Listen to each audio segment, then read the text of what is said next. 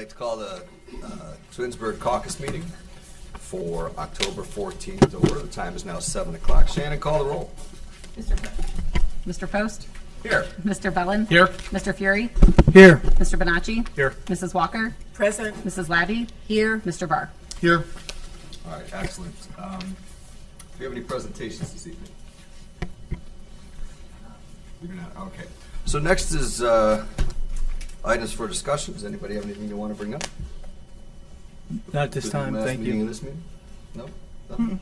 All right, next that brings us to audience participation. Before we get to audience participation, I just want to say a few things. First of all, welcome everybody. Beautiful night outside. Love that you came to join us.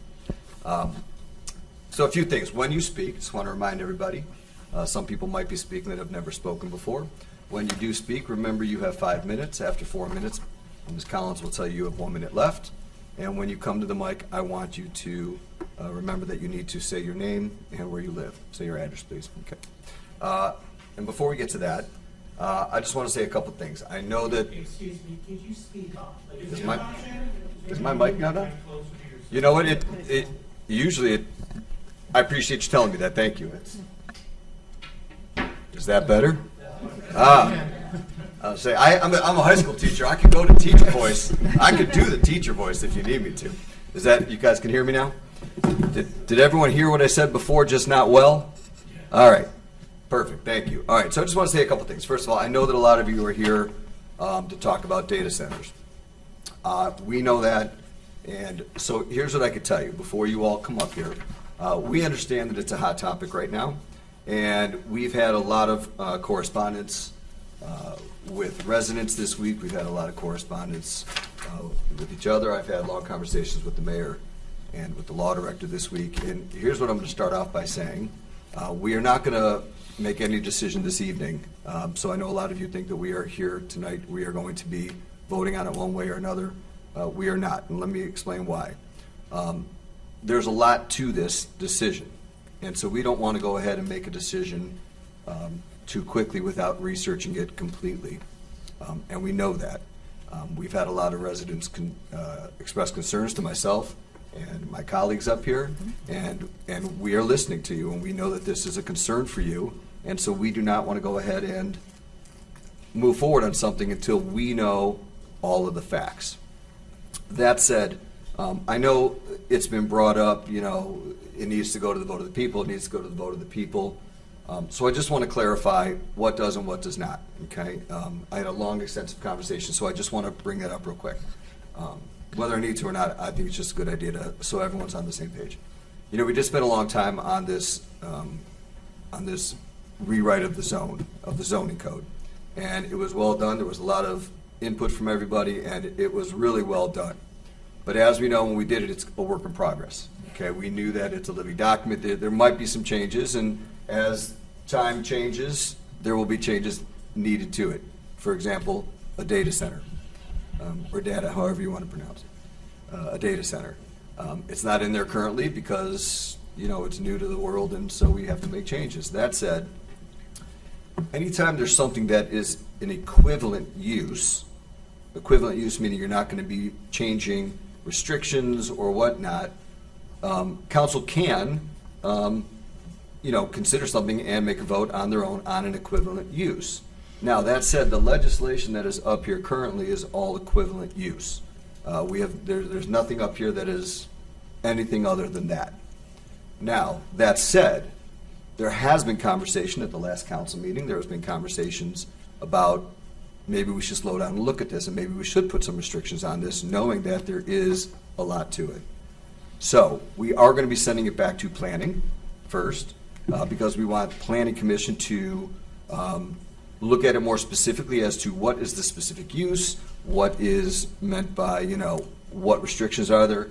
I know Mr. Bonacci mentioned last time that maybe we should look into solar panels or, you know, closed circuit for the water and all that. And I thought those were excellent suggestions. And anything like that, where we do it, if there is changes, that would have to go to the vote of the people. And we understand that. But the legislation in front of us right now does not have any of that. And that's why we are going to pass on it this evening, and we're going to send it back to planning, and we're going to discuss it more to make sure we do it the right way. Okay? That's all I want to say before we have our comments, okay? So we've heard you, we're listening, and we want to work together to do it the right way, okay? With that said, Shannon, please call the first person. Council President. Ms. Sanders, is there anything you want to add or Yeah, change? I would like you to add that. The mayor has it. Okay. There is, just, Is your mic on? Because I can't hear. yeah, my mic's on. All right, maybe pull it closer. There has been no application from anybody to come here and start a data center in the city of Twinsburg. All that was asked by the property owner was to be able to put that into the zoning for his property so he could possibly market it to somebody with, that would like to start a data center. But I think there's some confusion that we've been approached by no one to, there's been no applications made, no permit applications. They're not coming to any of the meetings because there is no one out there yet, okay? Not saying that there never will be, but I just wanted to clear that up and just make that perfectly clear to everybody that the only thing this was is the property owner approached and asked if we could make it, if it could be a similar use so he could possibly market it to, those folks that do that. So that's all I wanted to say about that. I just wanted to make sure everybody's clear on that. I appreciate that. Mr. Rosanna, did I say anything incorrectly? I'm pretty sure I said it correctly. I just want to make sure, if I did everything great, no need to say anything. I just want to, Yeah. I think we're good. Yeah, I think we'll move on to audience comment at this All point. right, perfect. Thank you. So with Thank that you. said, you're welcome to still speak. I look forward to hearing what you have to say, but we are listening. That's all I want to say. Please call the first person. First, we have Nora Suter Riley.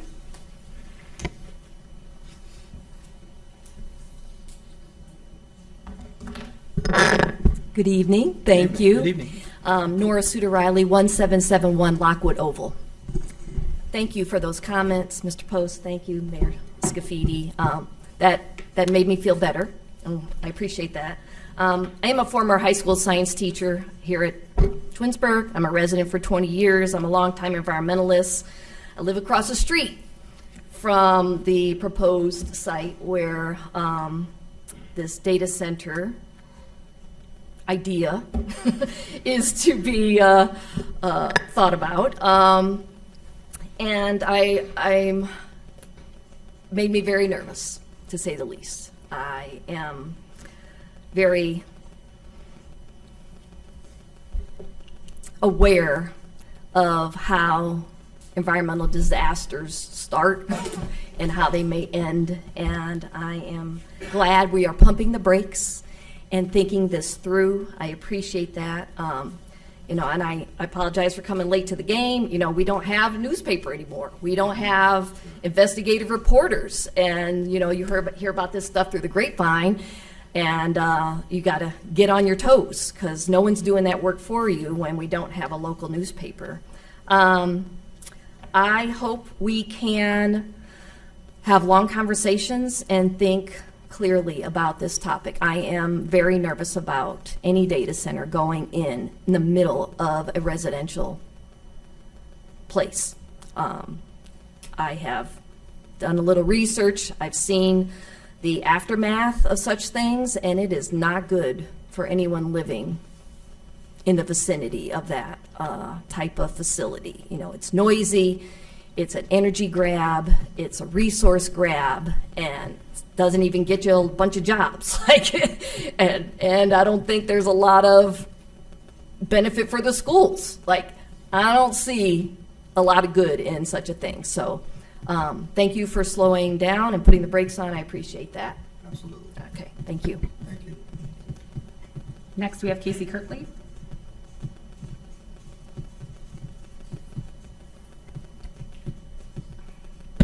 Hi, I'm Casey Kirtley, 1830 Parker Lane, Twinsburg. Also kind of came to this late, just heard about it very recently. Didn't really know a whole lot about it, just started researching a little bit. This would also be in my backyard. Parker Lane kind of runs, Dutton runs basically perpendicular to Parker. So I drove down to the end of Dutton and was really shocked at even how long Dutton is now. And I think, if I understand right, it would be kind of towards the end of Dutton is where you would be looking. If, from what I watched and what I've learned in my very short amount of time researching this, if this were stuck in the middle of nowhere in Twinsburg, and I don't know where that is, there would be concerns with just drains on resources alone. But from what I saw, anywhere near a neighborhood, hundreds of yards from homes, there are major, major concerns. And obviously, being kind of in my backyard, it's a huge concern for me. So very concerned about that. Hoping that everyone will really look into this and make sure that those worst case scenarios would never happen here. Thank you. Thank you, sir. Thank you, So the only thing I'm going to say, I'm not going to address your comment personally, but one of the conversations we've had, I know there's lots of variables to this, one of our conversations and our bullet points are distance with respect to residential homes. You know, we have a right to say if we want it, we can or cannot have a certain minimum distance. And so that's that is a conversation we've had. So I don't want you to think that we haven't talked about that. That is absolutely a very high bullet point. Absolutely. You know, if it even happens. So, all right, thank you. Next, we have Lori Facina.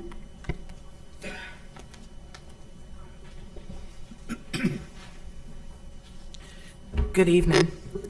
And I want to let the audience know that when we were here in September, this was ready to be voted on. And if we had not shown up, I'm guessing that it would have been voted through. So I appreciate the comments that have been made from the dais, but now you're going to hear from me.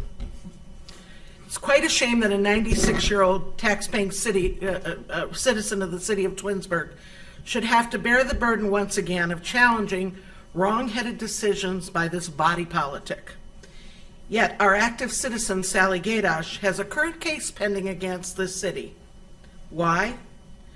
Because this city has been found wrong in so many cases before, always on the grounds of abuse of power, and it just doesn't seem to dampen the spirit to do wrong and not follow your obligations to us, the tax-paying citizens.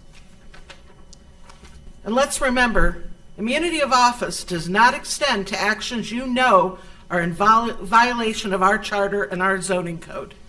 Time and time again, the courts, 6 times, have ruled that the city of Twinsburg has violated section 7A.01. And you can call it like use. You can say that it is your opinion that it doesn't need to go to the vote of the people. I urge every one of you on council to read 7A.01 in our charter. 6 times, several judges have said you did not interpret it correctly, and we are interpreting correctly, and you are wrong. Let us revisit just one of those many lawsuits that were won against the city. CV 0110-4962, page 7. Quote, any actions affecting a change in zoning use or classification must follow 7A01 of Twinsburg's charter. 7A.01 supersedes any ambiguities you have inserted into this new code. 7A01 is the authoritative or legislative superlative answer. We, your constituents, hold that power in the absolute.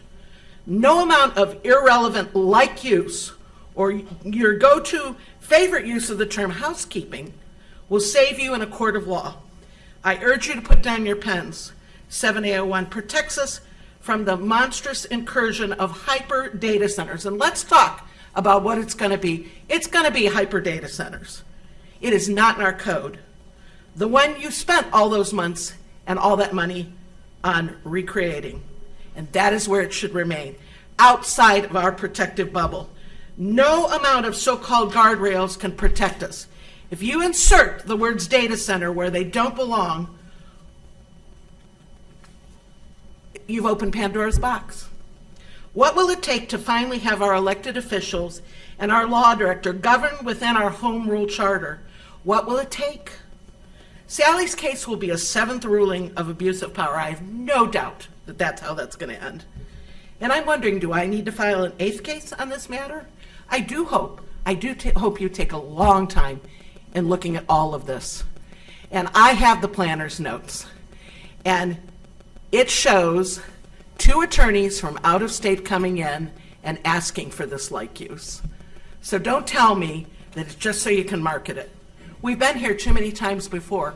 Those of us who have been around know the lay of the land. Resolution 85 and 86 are grand examples of overreach. We are protected from outside interest, from any business coming in, and especially this. We've never begrudged you having any other industries in this town. This is where it stops. We cannot allow these data centers in our town. The provisions contained not only in 7801, but in another durable document available at American Legal. I'm referring to Ordinance 52-1979, still on the books. Section 2A, prior to the effective date of such enactment, will not relieve any person, that's you guys on council, from punishment for an act committed in violation of such legislative provision, nor to effect any indictment or prosecution thereof. Do the right thing, abandon this. No AI data centers in Twinsburg, period. Thank you.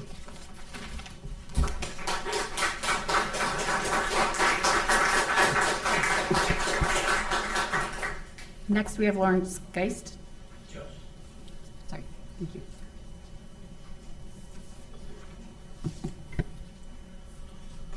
Hello, Lawrence Just, 2219 Meadowood Boulevard. There's a couple of things. As you said, it's going back to planning. There's some things that I think you should definitely include specifically for them to look at. Number one, water reclamation. You should be stipulating that 95% or greater use of the water should be reclaimed. It's going to be used largely for cooling, so the reclamation is just like cooling towers and filters. That's about it. Otherwise, they just dump it down the drain, and they use voluminous amounts of water. From a current standpoint, high draws of current generate, our electricity is at 60 cycles per second, 60 hertz, and it makes a sound it's a low frequency sound. The walls of the structure, and I'm speaking as I have a career in sound and vibration analysis. The walls of the structure act as a resonator or a speaker and physically radiate that sound out. And if it's close to a house dwelling, the walls of the house will also act as a speaker for the people inside. So the limit of sound from like use, I'm sure that it's not like use to say you can make any kind of noise you want when you put an institution of any type in. And I think that that's a huge factor, in addition to the fact they should really look at the amount of energy that they are going to be using. It's very high.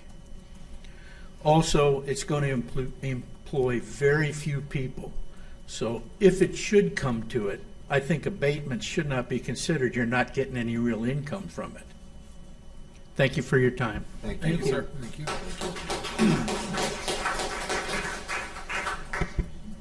Next, we have Susan Zaucha.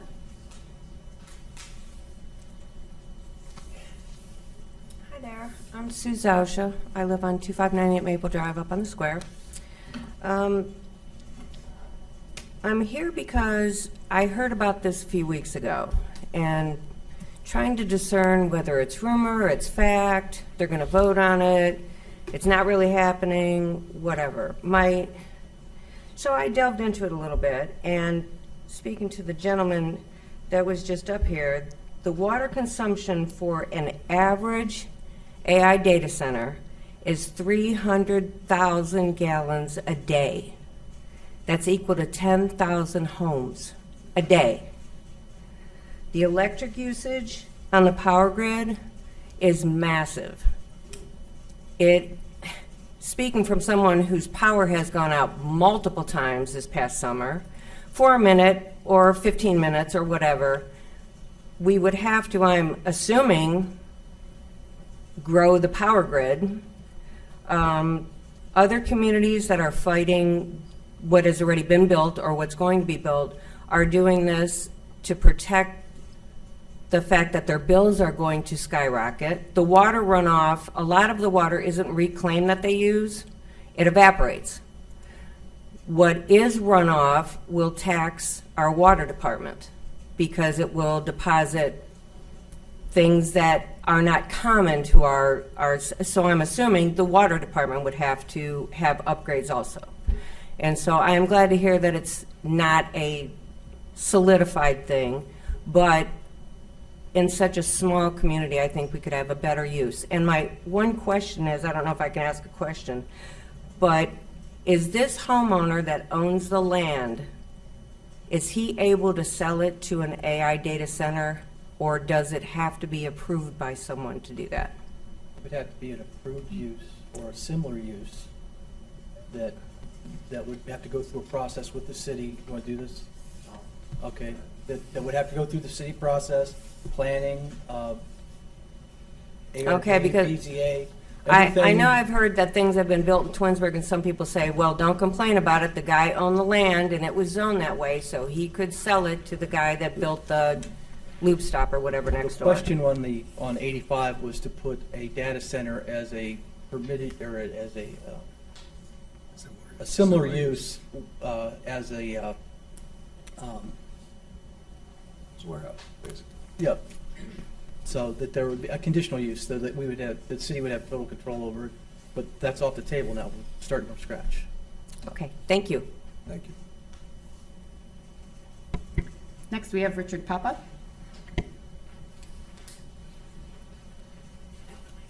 Good evening. Thank you, David, for grounding us, because I originally had come here with a whole list of questions, and you just threw it right out the window. So thank you for doing No that. problem. Don't forget to say your name and address. Yeah, thank you. Richard Papa, 1727 Maple Grove Drive. I've lived in Twinsburg for 25 years. One of the strengths of our community has been the balance of the residential needs versus the community and the commercial aspect of our community. Many of you, I can look at your faces and know you were here when Chrysler left. We've recovered, we've built business. So there's a balance between the community and what the residents desire from a community and the business needs of the financial needs of our community. So I do have a question. Has a feasibility study been done by the city? We're not there. Okay, no, that's fine. No, again, that was my background of not understanding where we're at. I spent about 8 years traveling the world building testing labs for a company in the greater Cleveland area, and planning for something like this is dramatic. Some of the comments that came out are very true. Just give you some data points. An average data center uses 5 megawatts of data for a community. That is about 1,000 homes on an annual basis. I'm sure First Energy is going to kind of crinkle when they hear that. We're not prepared to handle that. Capacity of water, 100,000 homes or 300,000 gallons on average a year. This is a huge burden to our community, as you all can hear. So thank you for stepping up and saying, we need to pause, we need to hit the brakes. Under the equivalent use case, I think you can all hear that this is not an equivalent use case. So by the number of people that are in here in the complaints, and I think it's time we pump the brakes and say, listen, let's stop, let's do an evaluation and a study to say, is this good for our community? Now, you may look at your code and your zoning rules and say, well, we still have the right to approve it as a city council. In the interest of transparency and the number of people in this room, I would highly suggest you stop and put it to a vote for the people. So thank you, and I appreciate your time. Thank you.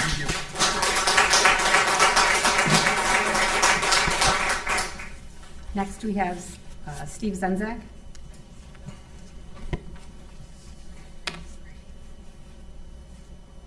Steve Senzak, 3194 Evans Way, Twinsburg. I'll apologize if I stutter at all when I'm up here. A lot of people have already made these comments. I'm pleased to hear that this is being paused. But due to the extensive potential impacts, I don't see how anyone can make a rational argument this is equivalent use. This is not a warehouse. I mean, that argument was made in Planning Commission. The applicant stated it's just like a warehouse for servers. Sure, if they stayed in the boxes on shelves in pallet racks, it would be a warehouse. That's not what's going on. The reason we have power needs and water consumption needs is because they are running 24/7 every day of the year. The number of employees you're going to get, they cite 20, 25. A handful of people need to be on site. The rest of them could be in India or China in 5 years or 2 years, and there could be almost no income to the community. Okay, it's significant. There's another project, for example, Triton, I believe it is, in another city in Ohio. They're going through and fighting this battle. To give you an idea of the scope, all of this, the power generation was going to be done on site. Originally, they were going to bring in the petroleum to power the generators on train until they found they had a liquid gas pipeline they could tap into. All of the water was going to be recycled, so closed loop system. So those considerations show this isn't equivalent use. You would have no idea to think about those things if you're talking about a warehouse or a dental office or a tavern or any of those things. The scope goes way beyond anything in our zoning code right now. And it's probably beyond anything we have expertise on our planning commission or on the board, or maybe even in the community to consider, especially on short notice. The only number I saw cited in the planning commission was the applicant said something like 200,000 square foot, which is about 4.5 acres, which would fit on the property this applicant's talking about, because it's about 25 acres of land. 200 megawatts is the number he cited of power usage. That's the capacity. That's 100,000 homes. We have 7,900 residences or households in Twinsburg, according to the census. So about 8,000 houses and or apartment units. It's a tenth of the power consumption this one site could potentially need. So you can say, well, it's in an IM zone, it's not going to affect residents. How's the power going to get there? What's the impact going to be on our residential rates? You know, they're going to have to build power lines. It's going to have to come from somewhere. So this is not equivalent use by any stretch of the imagination. It's a whole new ball game, basically. And once you open that door and they bring high fiber in to support one data center, do you think it will stop with one? Do you really want our entire IM center, that entire zoning, to turn into 50 data centers in 10 years? Is that what we want our city to be? It really requires a lot of consideration because this is not equivalent use. So thank you for your time. Thank you for putting a pause on all of this. Thank you. Thank you. Thank you.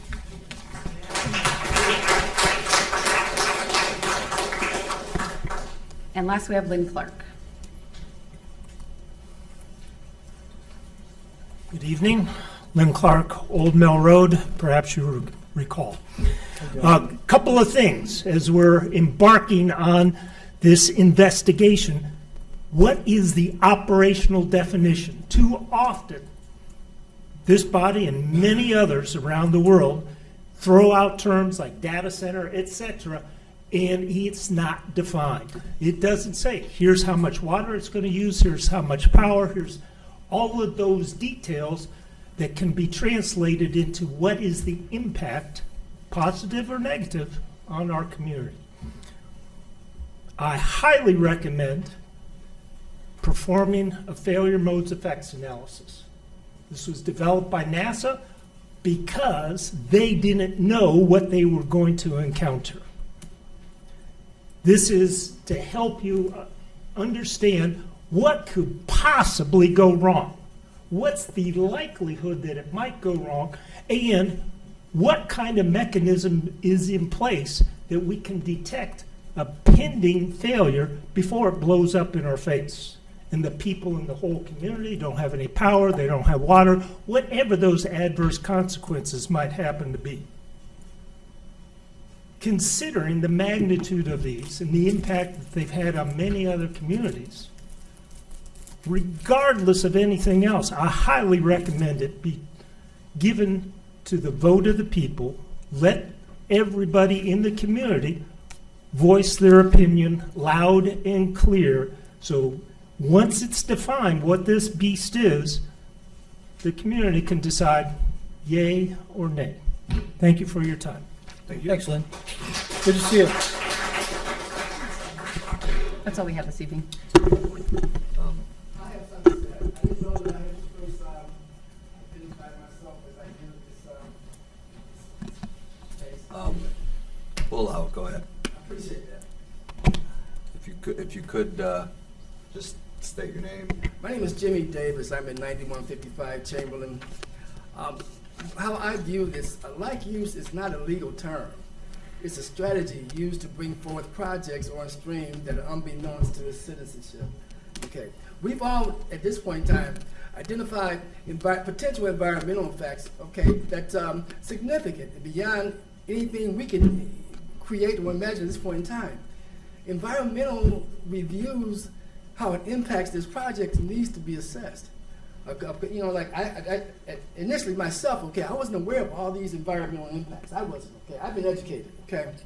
But if that is true, then this definitely is something that is not equivalent. And when you do the feasibility study, okay, these variables ought to be weighed and quantified and dollarized. And that's all I have to say about that. It's all been said, but I needed to say that. Okay, we need to at least look at the feasibility studies, determine what those variables are, and to qualify them. Thank you. Thank you for your time. So I just want to say thank you all for your comments. The only thing I'm going to say to that is we're listening. We hear you, and we're listening, and we understand your concerns. We've had a lot of residents talk to us, and we hear you. That's all I'm going to say. Okay? So thank you very much. That moves us on to pending legislation. All right, Resolution 74, 2025. This resolution is to enter into a contract with the Environmental Design Group to provide professional services for streetscape design guidelines. This will be on its final reading tonight. This being asked to be on an emergency to enter the agreement to start the project as soon as possible.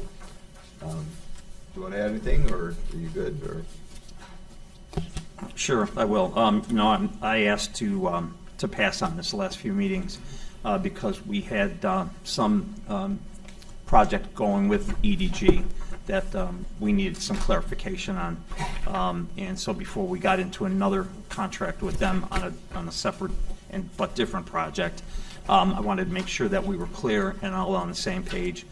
We had that meeting, and we're back on track, and so I have no problem with council going forward tonight and passing this to get that the streetscape project in gear.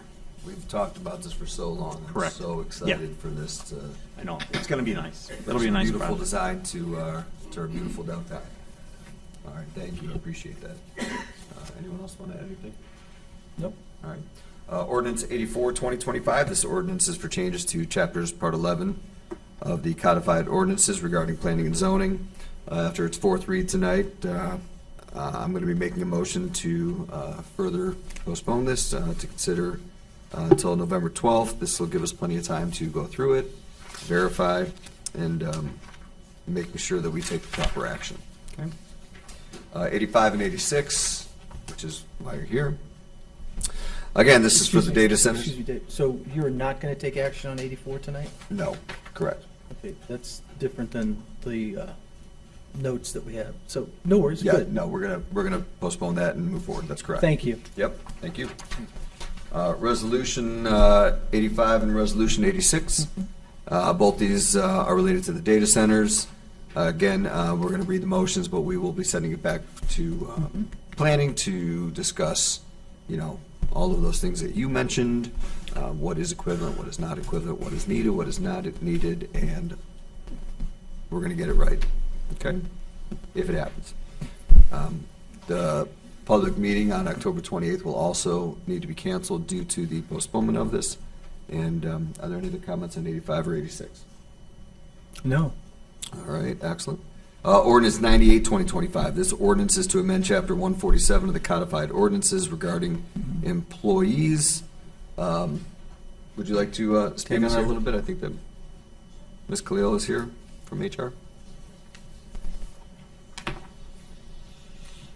Good evening. Good evening. How are you? I'm well, thanks. Good. So the city undertook a massive overview of 147, chapter of the ordinances on employment matters. And along with that, we basically rewrote the employee handbook. We've updated policies, we've added policies. Council has been sent a summary of the changes and also provided with a red line version of all the changes of 147. Do any of the council members have any questions about those? I don't have any question on the red lines. When, I might not have personally seen the red lines. When did that come in an email and I missed it and I overlooked it? I just personally haven't seen the red line one. I did receive the copy of the, what you sent with the changes, but I do want to see that red line copy. It is in the Box app.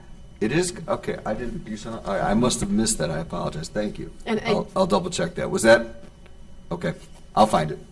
Thank you. Which is why I asked. I need to see that. All right, thank you. Yeah, and I did follow up on your email and send it to you. I know, I saw So that. Thank you. I so, appreciate yeah. that very much. So when we reviewed the ordinances, we've actually proposed changes to all but 3 of them in that chapter. So we have gone through them in detail. Some of the changes are just like grammar and updating language. Some of the changes are to bring it in line with, for example, we're removing references to the police lieutenants who are now unionized. So the ordinances which apply to the non-bargaining employees, we took out references, say, to the police lieutenants because of them being non-bargaining. Some of the other sections we've updated to comply with state law, or, for example, the section on military leave has been updated to comply with the federal law, USERRA. So if there's any other questions. Great. Thank you so much for your consideration and taking the time to review everything. Thank you. I know that had to be very time-consuming and cumbersome, so thank you for all the work you do. Oh, you're welcome, and much thanks to all the help I've had from finance and law and the support of the mayor in getting this done. No, you do great work there. Thank you. Thank you. Council Thank President, Go If I ahead. can, I just want to thank Tammy for going through this. That was a big undertaking. And we did have several meetings about it, but, between now and, the next 2 readings, this is going 3 readings. If council has any questions, please feel free to give her a call. She'll be more than happy to answer them. Someone's going to have to help me find that red line. All right, I'll find it. All right. Was it in the last one? I'm looking at it right now. No, it's in the box. Yeah. All right, we'll find it. Okay. That's so crazy. Maybe I need to update my iPad here. All right, 99, ordinance 99, 2025. This ordinance is an appropriations ordinance for a total of $325,000, of which $210 is for purchase of property at 2597 East Aurora Road. $80,000 is for settlement agreement, and $35,000 is for the replacement of gas pumps and tanks at the service garage. We're asked to suspend the 3 reading rule so we can move forward on this right away. Are there any questions or comments? No. Self-explained. Yep. Ordinance 100, 2025. This ordinance is a transfer ordinance from the general fund to the fitness center in the amount of $430,000. It was discovered during the annual budget process that the fitness center would need subsidy from the general fund due to the repairs, and everything associated with the repairs. We're going to suspend the 3 reading. We're going to be asked to suspend the 3 reading rule to make the transfer as early as possible. Are there any concerns, questions on ordinance? No. No. All right, Resolution 101, 2025. This resolution is to accept the settlement and disperse the payments for the cost of repairs to the sanitary sewers for a total of $78,021.25, which was caused by ProSource Utility Group. The disbursements will be to X Stream Plumbing for $15,458 and Haas Brothers Excavating for $62,563.25 for their work for the repair. Again, we're going to be asked to suspend the 3 reading rule so we can get these contractors started and paid as soon as possible. Are there any questions on Resolution 101? No. All right, Ordinance 102, 2025.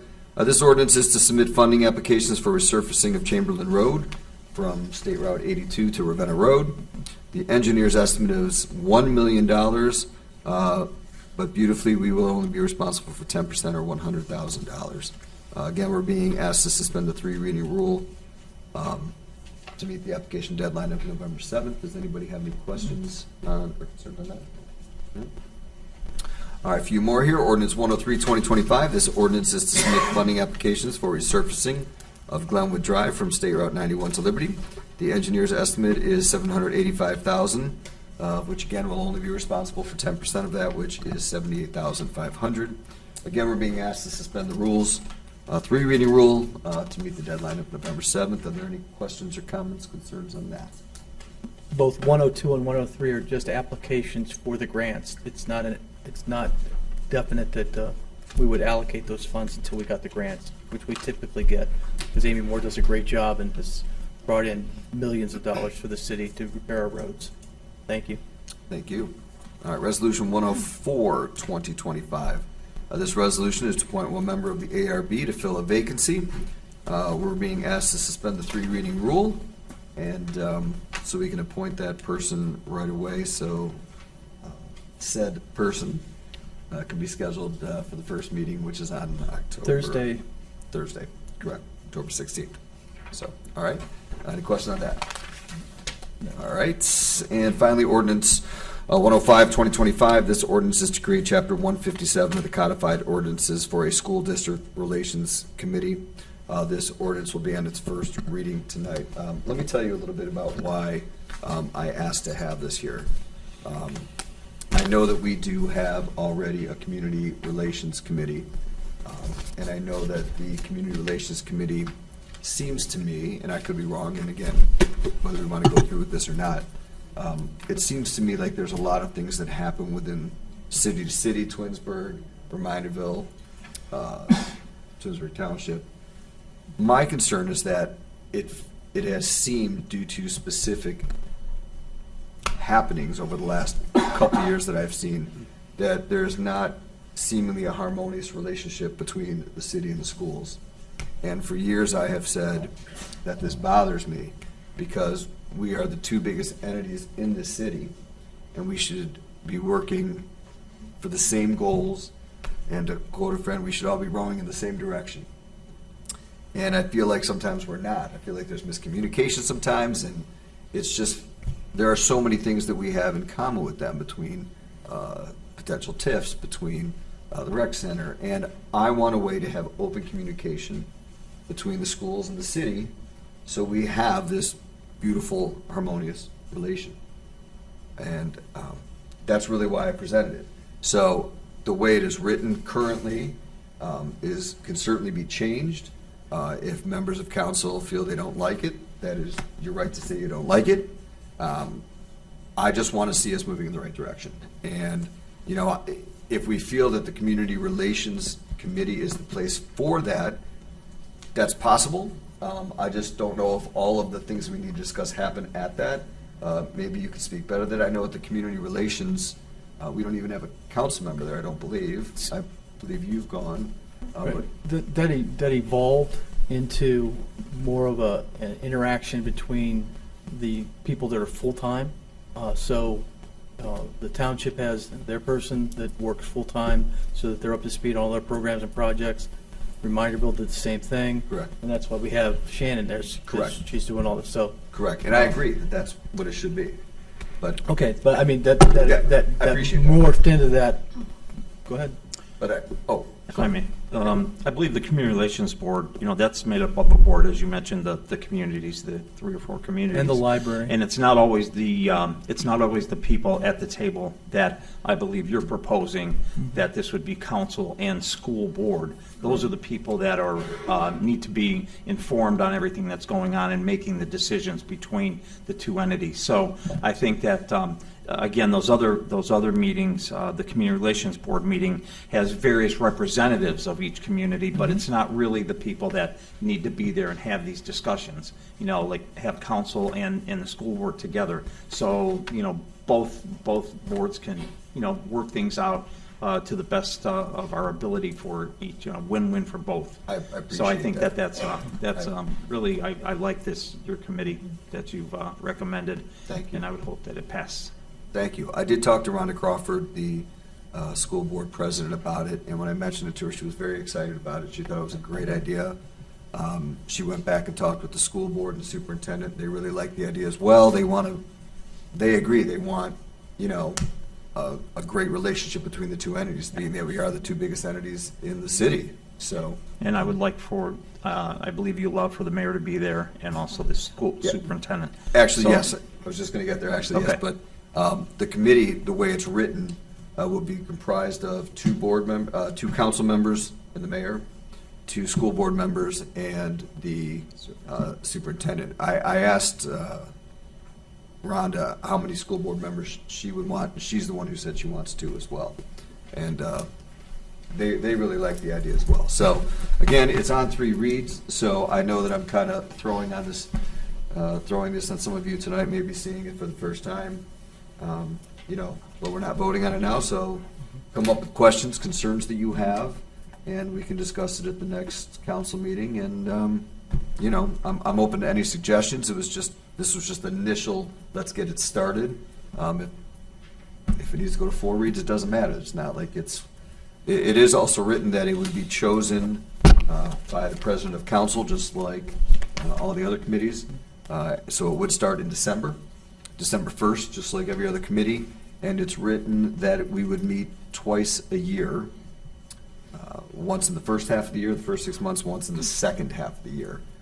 Again, that's just what I thought of. If we think that that's too much, too little, again, I'm looking forward to the dialogue to get it exactly what we think is going to be best for both entities, okay? Does anybody else, I think I've said everything there. Does anybody else have any comments or concerns? Not at this time. Okay. Okay, thank you. Miscellaneous, that we're done with that. Miscellaneous, anybody have any items they want to bring up? Miscellaneous? Nothing this evening. Okay, so with no further items, let's adjourn the caucus meeting at 7:46, and we will take a 4-minute break, and we'll start at 7:51, exactly 4 minutes. Thanks.